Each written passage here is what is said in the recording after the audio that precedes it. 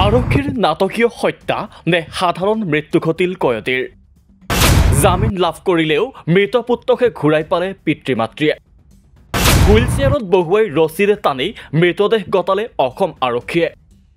মুখ্যমন্ত্ৰীৰ হাতত থকা গৃহ দপ্তৰত ন্যায়ৰ নামত এয়া চলিছে কি মুখ্যমন্ত্ৰী হিমন্ত বিশ্ব শৰ্মা শাসনলৈ অহাৰ পাছতেই অসমত ন দিশ উন্মোচিত হৈছে কাকতালীয়ভাৱে গ্ৰেপ্তাৰ হোৱা অপৰাধী আৰক্ষীৰ জিম্মাৰ পৰা পলাই যোৱা হাৰো বৃদ্ধি পাব ধৰিছে বৃদ্ধি পাবলৈ ধৰিছে আৰক্ষীক অপৰাধীয়ে আক্ৰমণ কৰাৰ ঘটনা যাৰ বাবে অসমৰ মুখ্যমন্ত্ৰী হিমন্ত বিশ্ব শৰ্মাই এনকাউণ্টাৰৰ দৰে পথ ল'বলগীয়া পৰিস্থিতিৰ সৃষ্টি হৈছে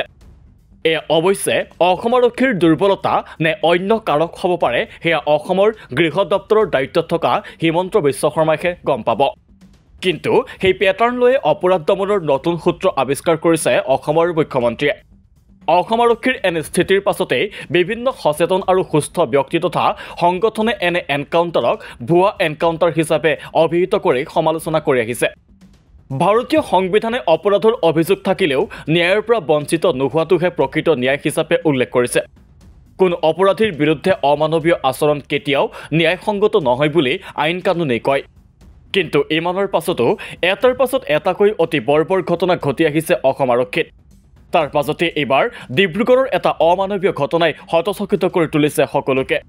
পৰিয়ালৰ অভিযোগ অনুসৰি হুইলচেয়াৰত বহুৱাই কয়দীৰ মৃতদেহ চমজাই দিলে ডিব্ৰুগড় চেণ্ট্ৰেল জেল কৰ্তৃপক্ষই যাৰ বাবে এতিয়া এটা পৰিয়ালে এজাহাৰ দাখিল কৰিছে আৰক্ষীৰ বিৰুদ্ধে এজাহাৰৰ মতে 10 জুনৰ পুৱতি নিশা প্ৰায় 3 বজাত আৰক্ষী বিষয়া অনুপ গায়নৰ নেতৃত্বত টিংখাং সমষ্টিৰ 2 নং গন্ধিয়া গাঁৱৰ বীৰেন বৰগোহাঁইৰ চৌহদত প্ৰৱেশ কৰি দৰ্জা ভাঙি শৈলজা বৰগোহাঁইক গ্ৰেপ্তাৰ কৰিছিল প্ৰায় 3 বছৰ পুৰণি গোচৰত গ্ৰেপ্তাৰ কৰা শৈলজাক আৰক্ষীয়ে তাৰ পাছত ডিব্ৰুগড় কেন্দ্ৰীয় কাৰাগাৰলৈ প্ৰেৰণ কৰে পৰিয়ালটোৱে পুত্ৰৰ গ্ৰেপ্তাৰৰ পাছতেই আদালতৰ কাকচপাত 13 জুনত জামিন লাভ কৰে গ্ৰেপ্তাৰৰ 3 দিনৰ ভিতৰত জামিন লাভ কৰিলেও কিন্তু জীৱিত পুত্ৰক লাভ নকৰিলে বীৰেন বৰগোহাঁইৰ পৰিয়ালটোৱে আনকি চৰম বৰ্বৰ তথা অমানৱীয়ভাৱে মৃত পুত্ৰক হুইলচেয়াৰত বহুৱাই ৰছীৰে টানি নি পৰিয়ালৰ লোকক গতাই দিয়ে অসম আৰক্ষীৰ বিৰুদ্ধে এইদৰে এতিয়া গুৰুতৰ অভিযোগ তুলিছে ভুক্তভোগী পৰিয়ালটোৱে 30 বছৰীয়া পুত্ৰ শৈলজা বৰগোহাঁইৰ এয়া সাধাৰণ মৃত্যু নহয় বৰঞ্চ আৰক্ষীৰ পৰিকল্পিত হত্যাকাণ্ড বুলি দাবী কৰি দাখিল কৰা হৈছে এজাহাৰ ঘটনাৰ সৈতে জড়িত বামুণবাৰী আৰক্ষী চকীৰ ভাৰপ্ৰাপ্ত আৰক্ষী বিষয়া অনুপ গায়ন আৰু জেল বিষয়া প্ৰশান্ত গগৈৰ বিৰুদ্ধে উচ্চ পৰ্যায়ৰ তদন্ত তথা উচিত শাস্তি প্ৰদান কৰিবলৈ দাবী জনাই পৰিয়ালটোৱে এজাহাৰ দাখিল কৰিছে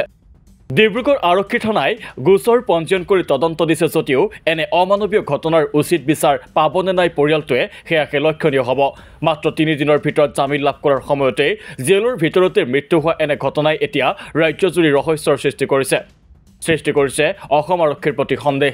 এই ঘটনাত অৱশ্যে মানৱ অধিকাৰ আয়োগ বা মানৱ অধিকাৰৰ সৈতে জড়িত সংস্থাসমূহেও কি ভূমিকা গ্ৰহণ কৰিব সেয়াও এতিয়া গুৰুত্বপূৰ্ণ বিষয় হৈ পৰিছে